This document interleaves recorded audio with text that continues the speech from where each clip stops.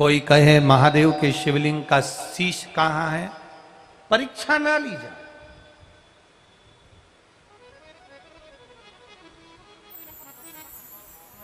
हम तो यहां तक शिव महापुराण की कथा में कहते हैं, भाई आपका मन करे शिव पुराण सुनने की, आपकी रुचि अंदर से हो और आपका विश्वास अगर शिव पुराण के प्रति पक्का है तो कथा में जाकर बैठो, जिससे देवाधिदेव महादेव आपका कल्याण कर दे। तो बैठो, आपका विश्वास ही नहीं है, आपका भरोसा ही नहीं है, आपकी दृढ़ता ही नहीं है, और आप कथा में जाकर बैठ जाओ तो भगवान कहां साथ दे।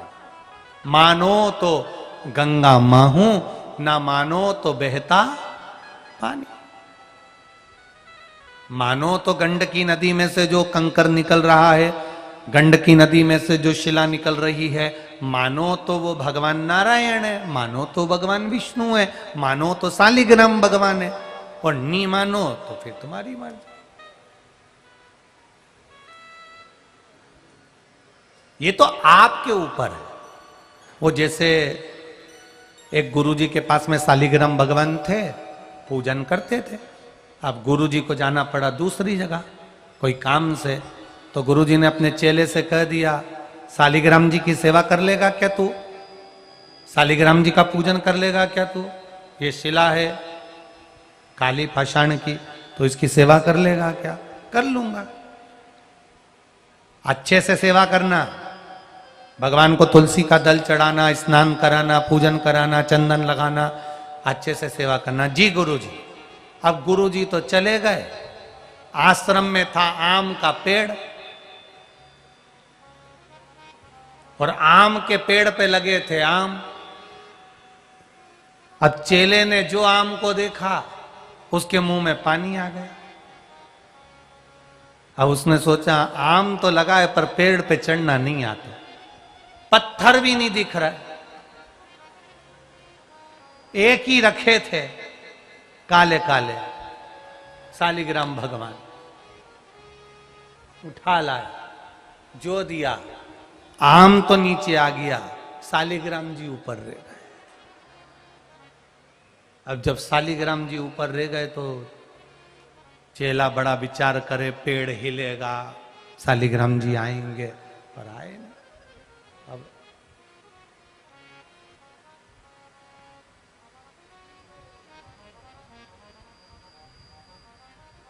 गुरुजी आ गए, अंदर गए, शालिग्राम जी नहीं थे। चेले को बुलाया, भगवान कहां गए? अरे गुरुजी, पुनी पुनी चंदन पुनी पुनी पानी, कित गए ठाकुर हम का जानी। आपने कहा था भगवान को नहलाना, चंदन लगाना, हमने खूब नहलाया, खूब चंदन लगाया, पर भगवान जाने कहां चले गए। अब गुरुजी ने कहा हमारे शालिग्राम भगवान को ना जाने कहां छोड़ ही आया।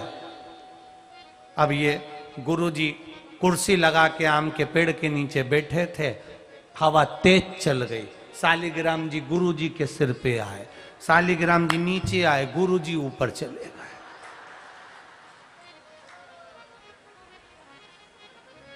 तो ये तो अपने ऊपर है कि अपन क्या मानते हैं। पत्थर को पत्थर मानोगे तो वो पत्थर ही रहेगा, पत्थर में भी अगर परमात्मा देख लोगे तो वो परमात्मा हो जाएगा, ये निश्चित है। अगर उसमें हमने परमेश्वर का, परमात्मा का दर्शन कर लिया तो वो परमात्मा हो, वो ईश्वर। हम जिस मंदिर में शिवलिंग का पूजन करने जाएं, वह हम ये ना सोचें कि ये पाषाण है या पत्थर है, हम ये माने कि ये मेरा देव अधिदेव महादेव है। हम शालिग्राम जी को लेकर आए, गंडकी नदी का एक कंकर भी अगर हम लेकर आए हैं, गंडकी नदी का एक कंकर भी अगर हमारे पास में आया है, तो हम ये मानकर रखें कि ये मेरा शालिग्राम भगवान है, तो वो शालिग्राम जी रहेंगे। हम पत्थर मानेंगे तो वो पत्थर ही रहेंगे। मानो तो गंगा माहू, ना मानो तो बहता पानी। ये आपके ऊपर है। आपको पहले भी कथा में कहा, घर से निकलो। कई लोगों की आदत रहती है पर्स में दवा लेकर निकलते हैं, पर शिव महापुराण की कथा कहती है कोई शुगर की दवा, कोई बीपी की दवा, कोई थायराइड की दवा अपने पर्स में लेकर सुबह से निकलते हैं। शिव महापुराण की कथा कहती है अपने माता पिता को प्रणाम कर कर निकलो तो दवा की जरूरत नहीं पड़ेगी, दुआ तुम्हारे साथ चलेगी। दवा घर पर रह जाए चल जाएगा, पर दुआ तुम्हारे साथ चलना चाहिए। माता पिता गुरुजन बड़ों का आशीर्वाद हमारे साथ रहेगा, परमात्मा की कृपा, परमात्मा का आशीर्वाद हमारे साथ रहेगा तो दवा की जरूरत नहीं पड़ेगी, दुआ से ही हमारा काम हो जाएगा।